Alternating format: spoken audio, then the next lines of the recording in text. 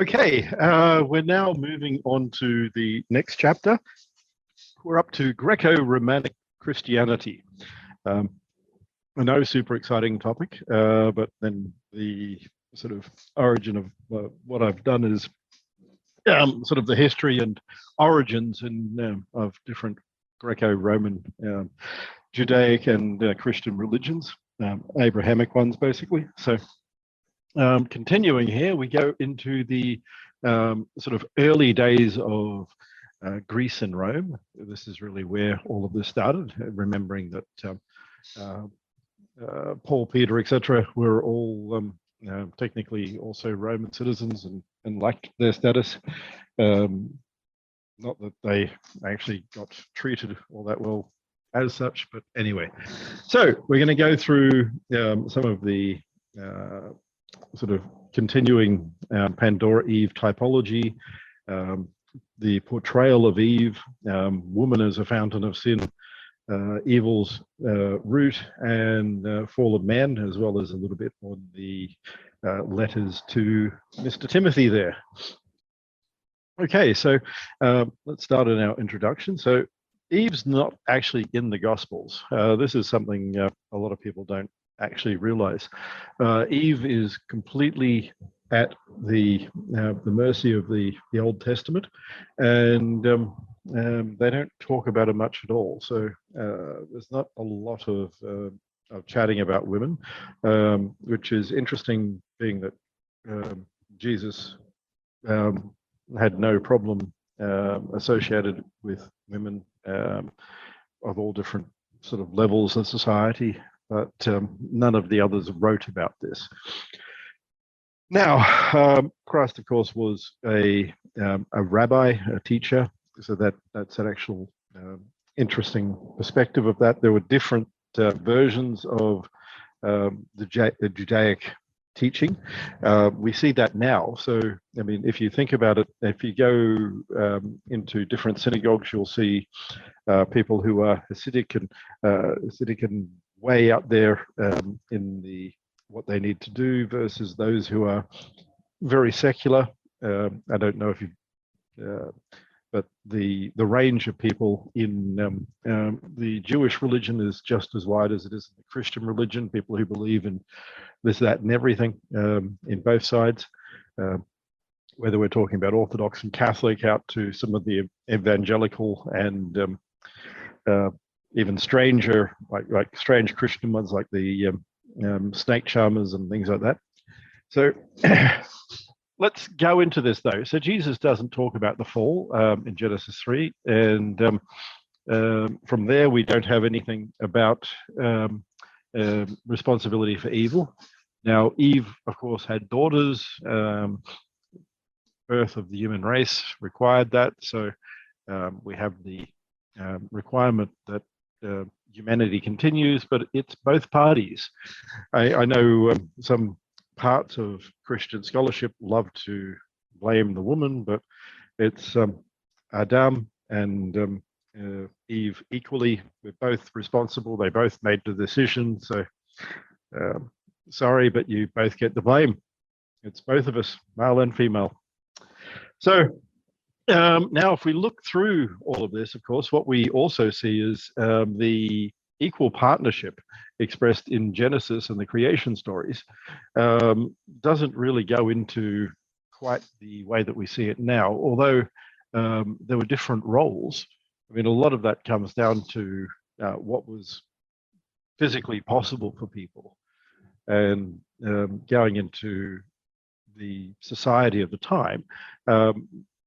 I mean, you're not going to generally send women out to fight, because then you end up with a lot less children. Even in Norse cultures where there were female warriors, they weren't generally young. They had children already, quite often barren, that sort of thing. So you get rid of women in a culture and you very quickly get rid of a culture.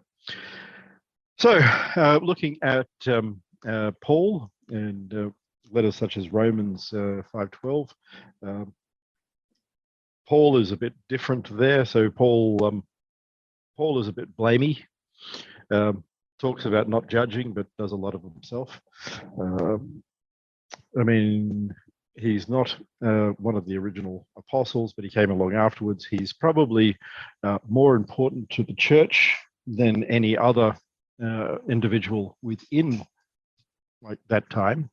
What he did in evangelizing Christianity was remarkable, but at times he also skews Christianity a little bit.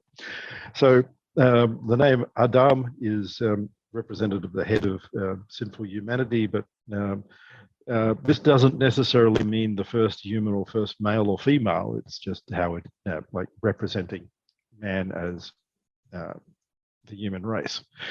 And as I've said, and as I wrote, Eve was a very fascinating character and controversial, created as a partner for Adam, according to the biblical, but also blamed for effectively causing the downfall, which in itself is not the best way of looking at it.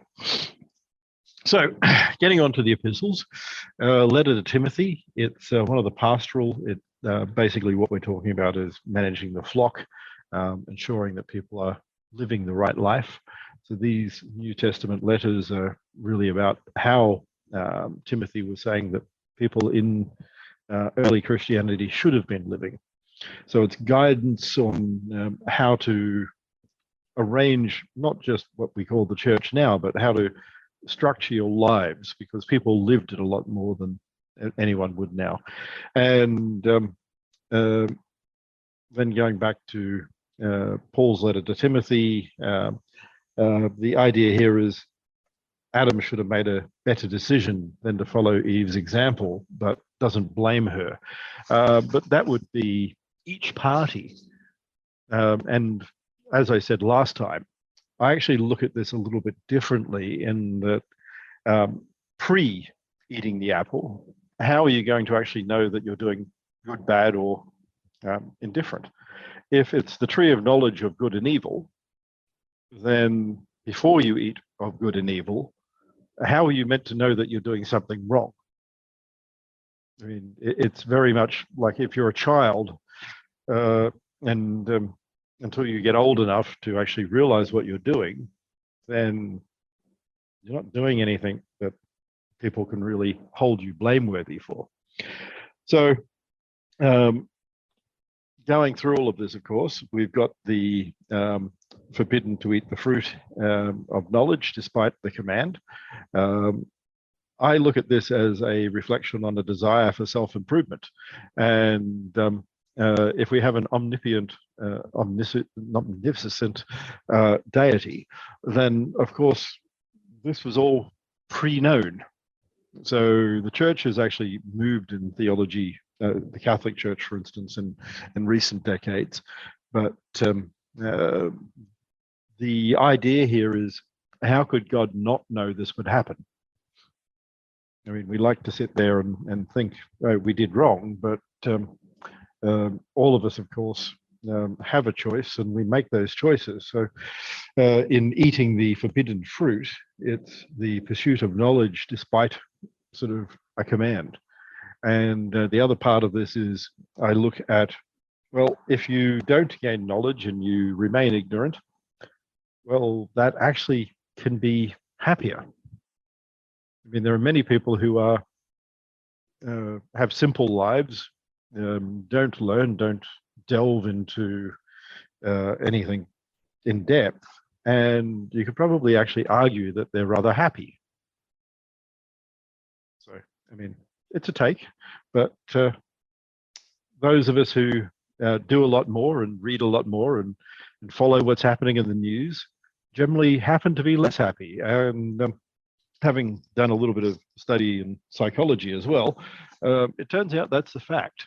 So if we read the news more and we keep up with what's happening in the world, we're less likely to be happy individuals. So, little thing to think about. So we got a choice. We can be wiser and more knowledgeable, or we can be happier. It doesn't seem to be that we get both choices.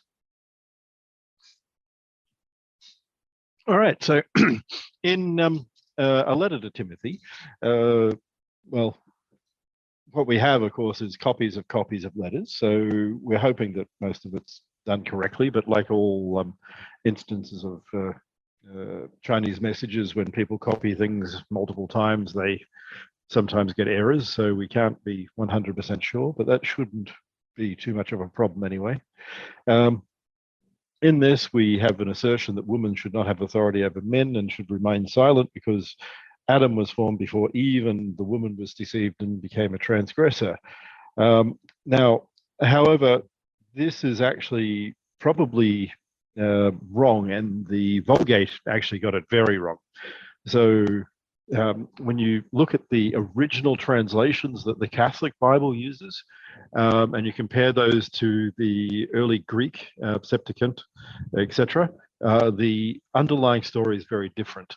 So when the early sort of writers who had some Greek knowledge, but not in depth, copied out these and translated the Greek into Roman to make the Vulgate, we're talking over 1,000 years ago, of course, then one of the problems actually stems from mistranslation.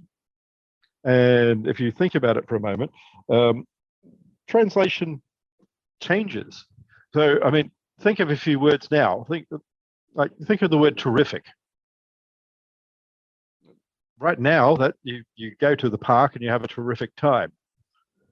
Whereas 150 years ago, if someone told you it was terrific, they would have gone, "Oh wow, was it that shocking? Was it horrible?" So, moving. I mean, the whole language moves, and as we're looking at that, we need to also remember that there are different interpretations of even Latin. It may be represented as a dead language, but 4th century, 5th century, 10th century, and later medieval Latin are actually very different.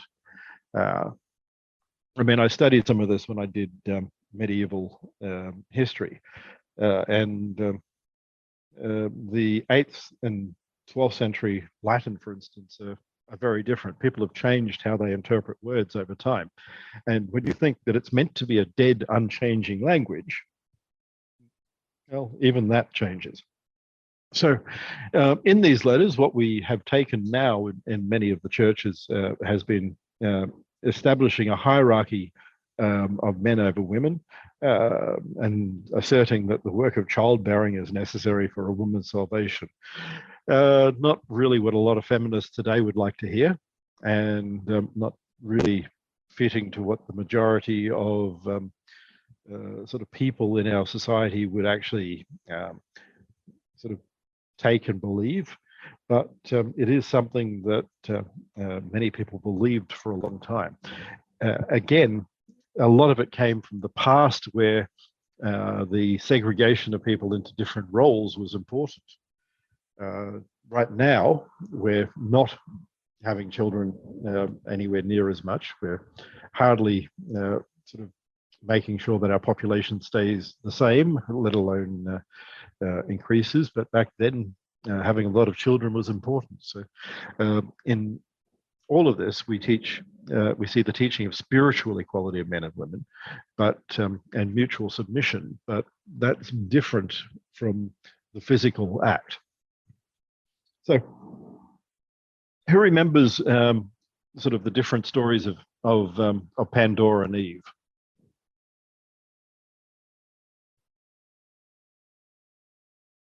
Come on, you can remember some of this, can't you? Anyone want to step up? Otherwise, I will. Go for it. Okay, Pandora, Greek tale, is to do with the focuses on the box, which has all the emotions, I guess you would say, and feelings for humankind, not just men. Lets loose the box, but manages to keep hope inside the box. It's meant to be a gift to humanity, I think, if I remember that correctly. It varies on which version. There's a curse and a gift, depending on when you are in Greek history. So some Greek authors, earlier Greek authors, are more sort of fair in how they treat women and the feminine. Later Greek authors become more and more masculinized, for a want of a better term.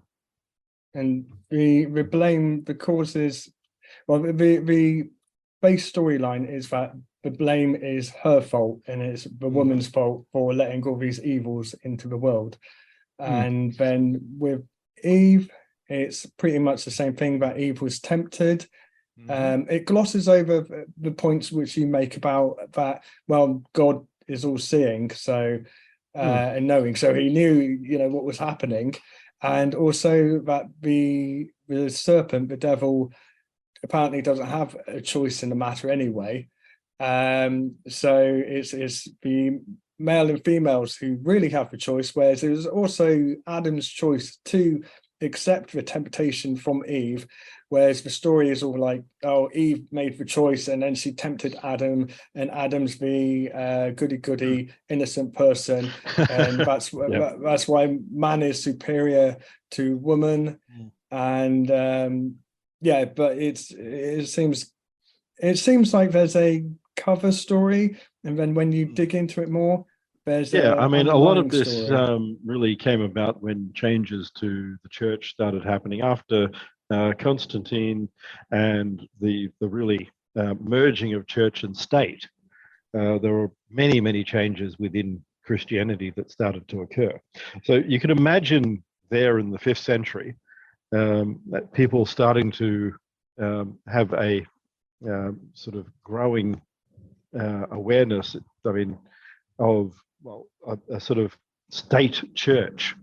As the Roman church became, like Romans became Christian, and more and more the sort of integration of the church became part of civil society, as in part of government and everything like this, then of course how you worshipped changed. You started having people who were traditional religions, pagan, etc., now being ostracized, whereas before they were like up there in the height of society, or as well as the lower ranks. But so some of this would have occurred because of that. I mean, how do you fit things in to match a culture? And many of the holidays we still have actually fit in there. Saturnalia, which Christmas, they're the same holiday. Easter and the Rebirth Festival. I mean, the question is, why do we have this guy in a red suit? Well, in Saturnalia, you would dress the guy up as a king for the day, and basically then make fun of him, because making fun of kings. And ironically, that sort of merged into one sort of festival that we now recognize as Christian. The same at Easter, the pagan festival welcoming sort of summer and spring and life. Hence Easter eggs and bunnies and all this other stuff that seemingly have no connection to Christianity, which of course don't, but have been made to have part of a Christian connection. Can I throw in, just to add in to what you were just saying? Interestingly, in some of the older churches around the UK, you can still see in some of the stained glass windows, they have the green man, the stag head god of the pagan thing, because as you said, when they were bringing paganism into Christianity, and they were adopting some of the things, they had that so that the people who were still into paganism would come to the churches and have somewhere to continue their faith whilst bringing them over. Well, look, even Paradise sort of Lost has a lot of the pagan mythology in it. Dante and his sort of descent into hell, of course, Virgil takes him through. So what we end up with is sort of this merger of different parts of culture. And of course, some of these we actually see, of course, in the birth of Christianity from other religions and the sharing of these stories.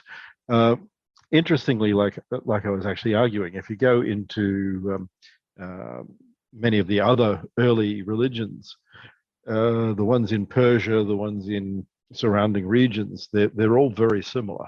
So there's a common sort of root mythology in all this that has been used to grow some of the stories. And in fact, some of the different stories in Genesis are partly contradictory, but they're ones that have developed in different times and different places, and then they've been put back together. So if you read through Genesis, you'll see different orders of how the world's been created, and it's not always the same as Genesis 1.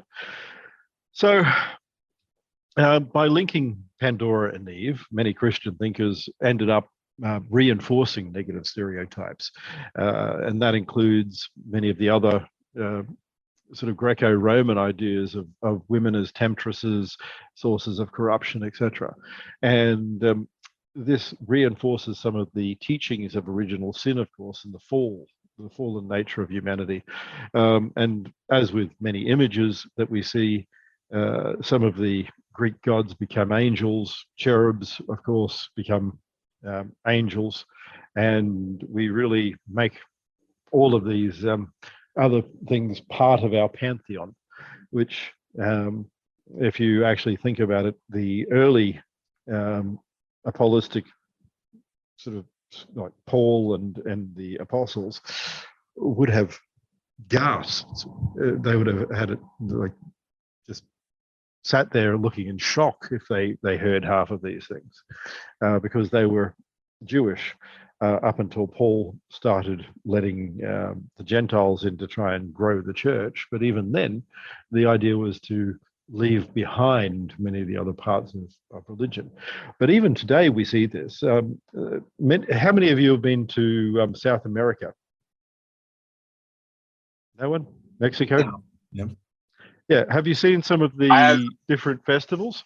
There's some great ones. They're wonderfully colorful. They're exciting. They've got lots of noise. Think of the All Hallow type Day of the Dead. I mean, these sort of aspects of Aztec and Inca culture and others have all been integrated into Christianity now. So it's interesting how other beliefs become part of a larger whole. So we don't throw everything away, we grab it. So Panofsky shows that Christian leaders have more interest in Pandora than the pagan Roman writers, mainly because of how they wanted to sort of bring control into the church. And there are newer writers than Panofsky, but of course, I did this 20 years ago, so you have to put up with the ones from 20 years ago. So we got the curious, blameless person reinterpret as disobedience. I mean, it depends on how you look at Pandora there, but I don't know if I even like the way that some people portray her as blameless, because it really comes across as ignorant and clueless. Like, oh, I've got a box, I'll just open it. It's like a sort of bad rendition of a Kardashian. Sort of, wow, look, a box. Oh, damn. So anyway, so the Pandora Eve typology allows us to get some ideas into the way that religion and culture intersect and how they change over time, which is a part of all of this that I quite like. The thing is, if we're trying to explore the divine, none of us really know. So we can think about it, we can look at our own soul, we can look for rational excuses, rational reasons, rational sort of good, bad, and ugly. But at the end of the day, we don't know. So we have to think through different options here and just imagine what it could be. Going right back to Tertullian, he was a theologian from the late 2nd and early 3rd centuries. This is really before the change that happened with the sort of rise of Constantinople and Constantine. Tertullian had some, even for the time, controversial views on women. So can't say that he was necessarily the, well, I mean, he wouldn't be someone that you'd want to bring back to meet, sort of have a chat to your mother or wife or something like this. Yeah, he blamed them for everything wrong, corruption, etc. So the idea here was that women were fundamentally flawed, that they are the cause of the fall. Now, in looking at something like this, of course, and creating a cause of a fall, then we're really setting up a whole lot of ideas that allow people to build upon these previous sort of ways of marginalizing, well, half the human race. And in building a story of Eve and linking to Pandora, right in the early Christian church, Tertullian started to separate women in communities. So also the other part is perpetuating the birth of Cain. So if we think about it, but both are the same. I mean, both parents had children. One was good, one wasn't. They had a fight, one hit the other with a rock.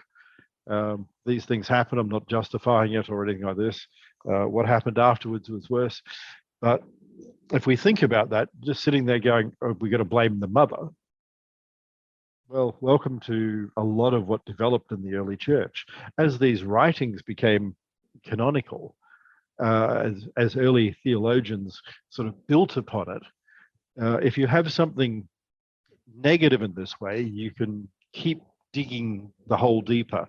And a lot of the misogyny that we end up bringing into Western culture actually comes from this.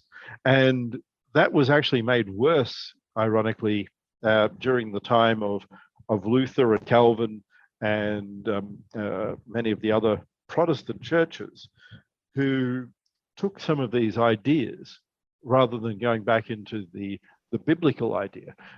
They couldn't see a lot of writing about women in the New Testament. There was in the Old, but they had the writings of Tertullian and a lot of other later theologians, including many medieval ones, had built upon that, and they used that in how they set up the church.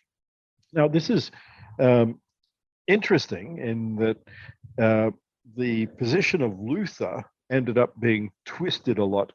So Luther ended up, well, starting his own religion, as we know, sort of splitting from Catholicism and saying that we should be able to read and find grace ourselves. But when he did that, he also brought others over, and he married. And he married a former nun, and well, changed the nature of how things were. But then Calvin took this a different way and became a lot more strict, and that's why people talk about Calvinism being strict. And here women were then relegated once again to this concept of being problematic and inherently morally weak, which means we need to, as men, protect them, which ironically, when you consider that Luther started this and brought women into the church, and then very shortly afterwards, it goes very much the other way. So it's one of these pendulums where it swings one way and then it swings even further back. So this helped in making sure that women couldn't be in positions of power and authority, but it built stereotypes over time. And when you then take that with the sort of holier than thou attitude that a lot of early Calvinists had, and you mix that with either the woman who is old and a little bit not quite straight in the head, the person who is into herbal medicine and folk religion and things like this, then you just start building them up as a witch. And we just blame them and we say, oh, well, of course, they're morally weak, they've been corrupted, and that's why they are.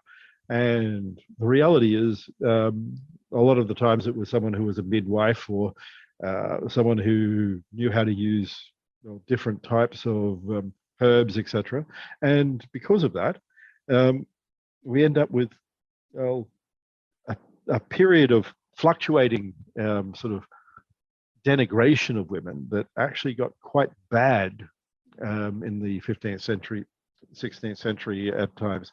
And on top of that, well, not only the heretics, temptresses, and everything like this, but we bring back some of the ideas that were really strong in Greece with separating women and trying to keep them away from the world. So unfortunately, that's part of the portrayal of Eve in all of this. And I just want to ask, while on that topic, because it seems that men, by stating that women are morally corrupt, and that men have to guide them, it seems that men are assuming that they are morally correct all the time, which in itself is morally dubious, that they assume that themselves are so superior than thou. So yeah, it is. Am I correct in that way of thinking? Oh, and yes, and I mean, a lot of the church leaders, of course, didn't have all that holier life, but just assumed because they're doing it, they're rational and they rationalized. So not really the best way of doing things. But Leslie has something to Leslie has add. a hand up. Yep. Yeah, I was going to say that it seems almost like a double standard that the men were able to pull from pagan beliefs and the Greek ideals, but if women did it for midwifery or whatnot, it was witchcraft.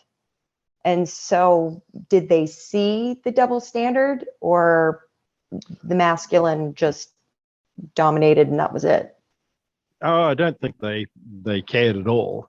They took what they wanted and they embraced all the stories when it suited them. And some of these would go further than any nature type religion. Some of the pagan ideas were way further out there.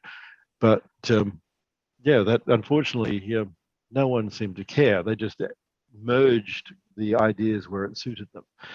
Now, when we go into the next phase of Catholicism, when it sort of goes through a Reformation and fixes itself to try and stop the hemorrhaging of people during the Protestant Reformation, the reform process in the Catholic Church, interestingly, opens up a lot of avenues for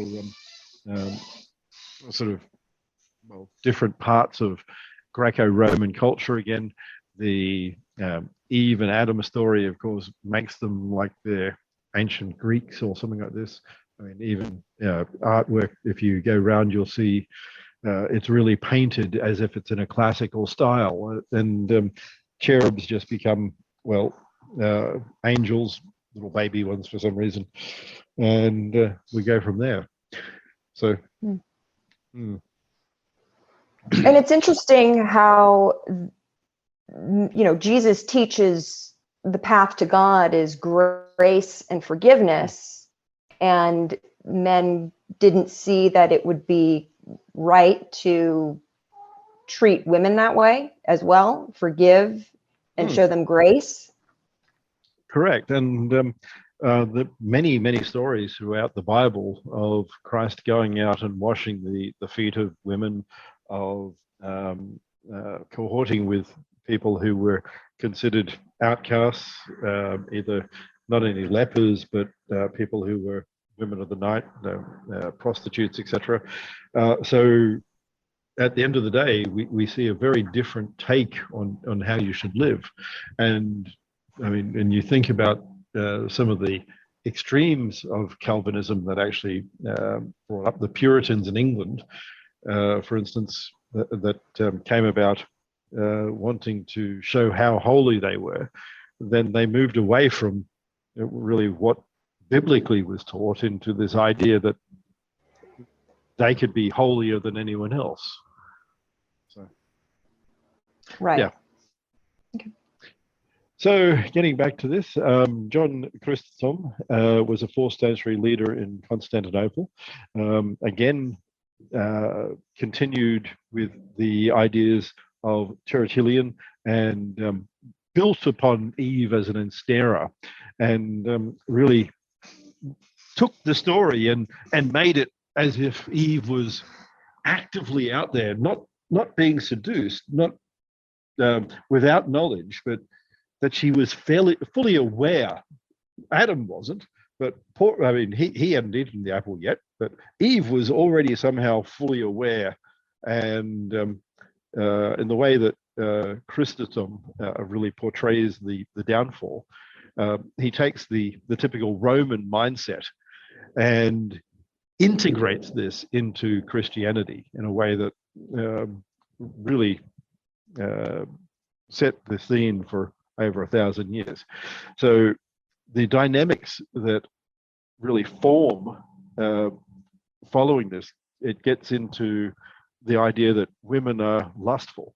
And we don't think of it this way now, but like back in the medieval sort of villages and church and cities, the idea was women needed to be married off really quickly if they were ever a widower, because they'd already experienced a man and they would be super lustful and they wouldn't be able to even go a short amount of time without going wild or something, which, yeah, that's a strange sort of take on things, but it was actually a belief that people had back in during medieval villages, the lustful sort of widow who would again ensnare men and use them.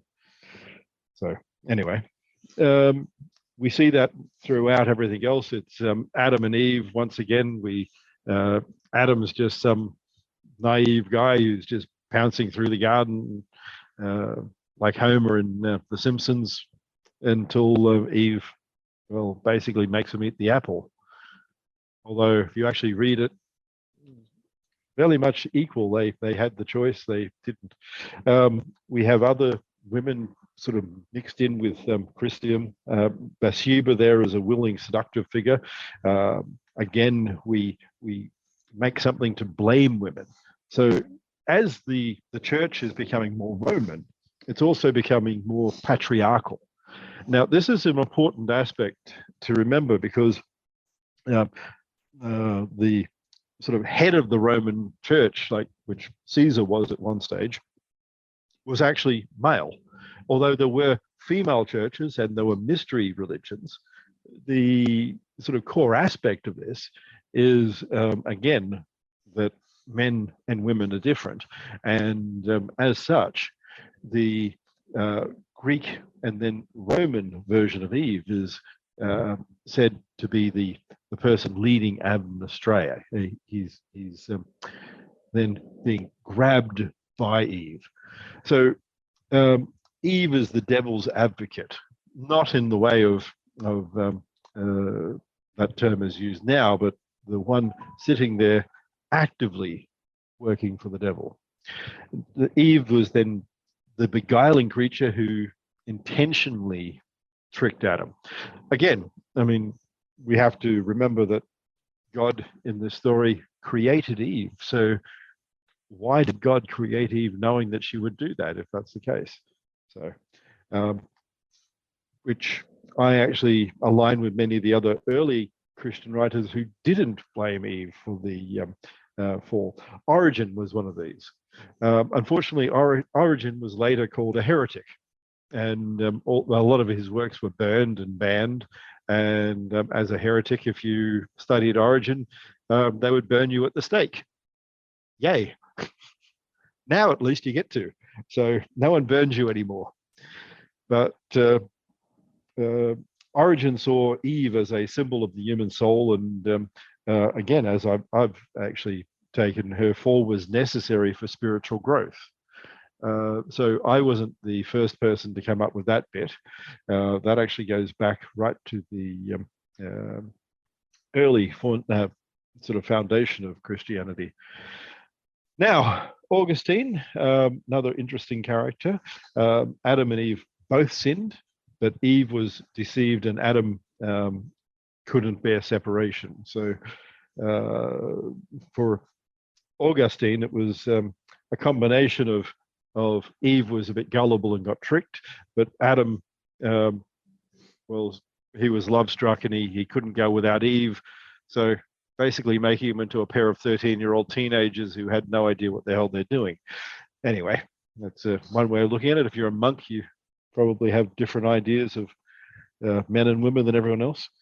Adam, of course, eats the forbidden fruit, but doesn't want to upset Eve. It's sort of, yes, honey, I'll eat the fruit for you. It doesn't sound much of, makes it a rather weak-willed man as well as everything else.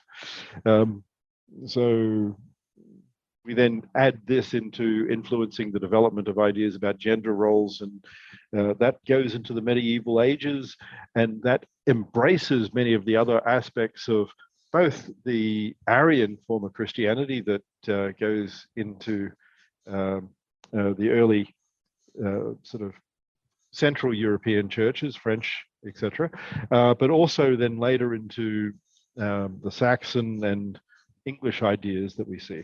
So Eve's story develops in different ways, but we still have Eve as the fountain of sin.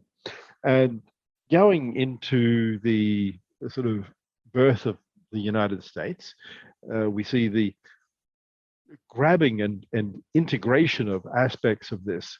The witches then become an influence in early pagan, like especially Salem and other areas. But the irony is witches weren't originally female. There was no need for them to be women, but that became the case. And they got ensnared into this sort of weird concept. I mean, as I was saying, medieval times, women who were sexually active were devilish and couldn't control themselves anymore. But if they had their hymen intact, they were still good and virtuous. So yeah, weird. But you got to have some sort of weirdness in your life. So others look at sorry. A second, Leslie has a question. I was just going to ask, so when I'm reading the paper, the monks of the church talk about chastity being crucial for salvation, a woman's salvation. So at scale, if we all want to be saved and no one wants to have children, did they think God, we should just rely on God to impregnate women? Was extinction the way to get back to Eden? What did they believe? There was a constant belief for a long time that the end of the world was going to occur, so it didn't really matter. In the first 300 years, everyone kept believing that we're going to die anyway. It doesn't matter. Then around 1000, the millennial type event, people start going, the world's going to end, so it doesn't matter. And we keep going through this. Where does that world's going to end mentality come from? Why do people want that? Why do they go through that? Why? Some of it actually goes back to the very early church in the first century. The kingdom of Christ is near, and that can be read either as you die and then you will, next thing you wake up in heaven, or it could be, well, the whole earth's going to end, and like some American preachers now teach, the whole sort of, a few of us will be left on earth and the rest will be taken up, and we'll get suddenly zapped up into heaven through spaceships or whatever the hell. So none of Jesus's teachings were thought to just be brilliant, like a brilliant epiphany that just makes life better. No, no, but Okay, so remember, it was that we would learn. so one thing to remember though is up until the time of Luther and the Protestant Reformation, people weren't taught to read the Bible. They were actively discouraged. So Right. it was in the Vulgate. Only a few people, contrary to what people think, a lot of the population were actually literate during the medieval period. But literate then was considered Greek and Roman. So if you could read and write English, for instance, over here in England, in Old English, then you still weren't considered literate unless you could also read and write Greek and Latin. So that confuses a lot of people because we hear that people were illiterate, but And I guess we're to assume that fear is an easier way to control people. So if everyone thinks the world is going to end, they're less concerned about grace and forgiveness and being good to one another. It was also like a magic ritual. So if you imagine the Catholic Church and it was only the Latin Vulgate, and nobody in the village would speak Latin apart from the priest, or maybe the odd holy, like a noble or something like this that had been educated sometime, then what you would hear is this guy basically going Sanctor Dominus, etc. at the front, and you'd have no idea what he actually meant. Or that's why stained glass, of course, came in all the churches. Then you could look and see the story, whereas you sat in the church and listened, and you had no idea what was going on. So I just want to ask real quick, Vulgate, does the term vulgar come from that, as in going against the Vulgate? Vulgar is actually common. So it's the Vulgate is the common Roman sort of term. So vulgar is really common. So it's because of nobility, etc., looking on the peasants and the serfs and the common people as being lesser. Okay. Like the term villain, or now we say villain, actually represented a serf, someone who was tied to the land. So our term now villain is this guy who was basically a peasant. Okay. So we see it differently now, but for a noble, this guy working his land was a villain, and they're villainous. Which, interesting origin of words. So the hammer against witches had a lot of influence in witchcraft trials, both here in England and then into America.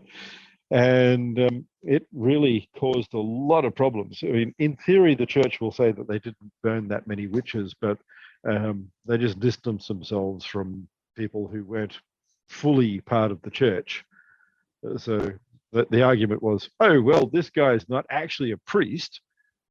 We're not stopping him from burning everyone, but it's not our fault. So, yeah. Gone through a lot of history with people doing that sort of stuff.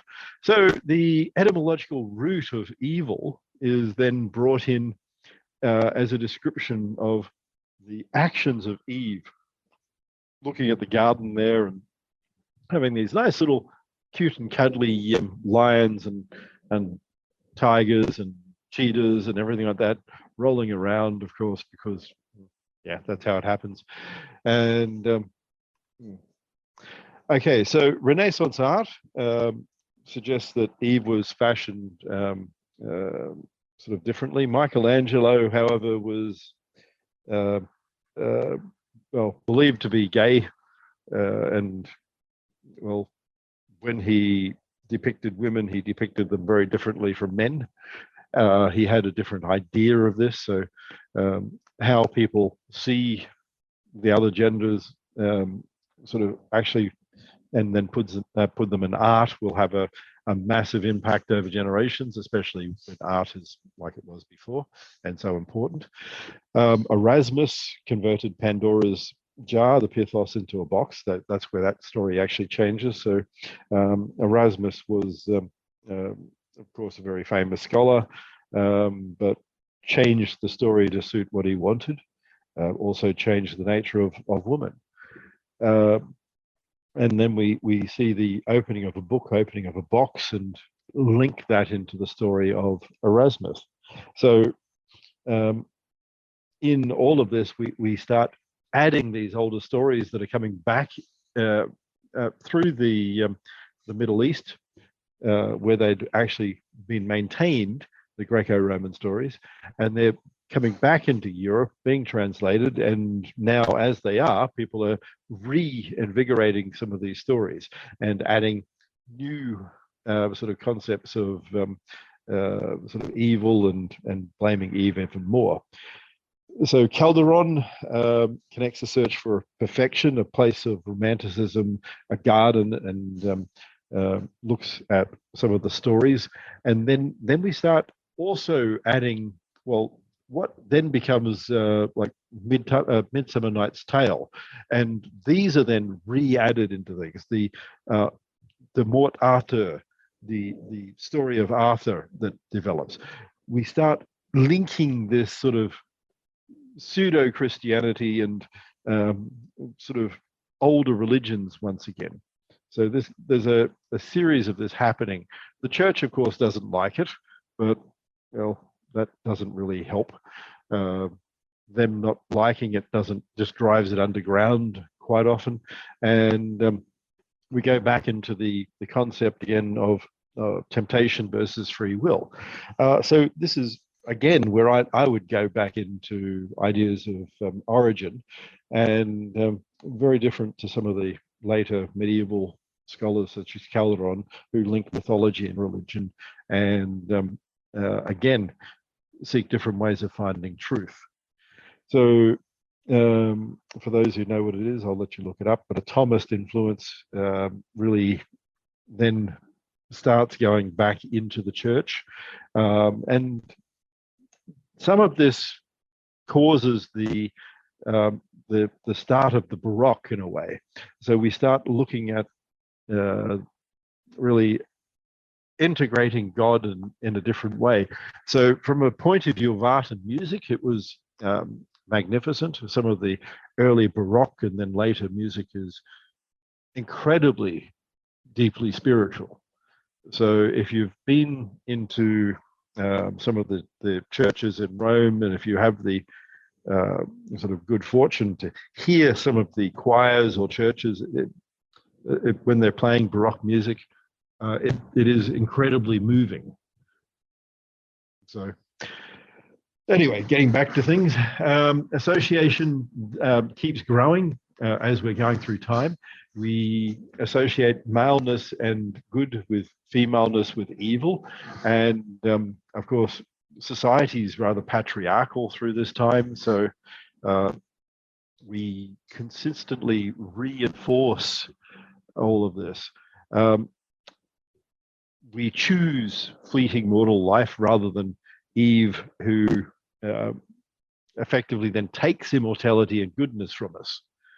But again, can we have goodness if we don't know what we are able to choose?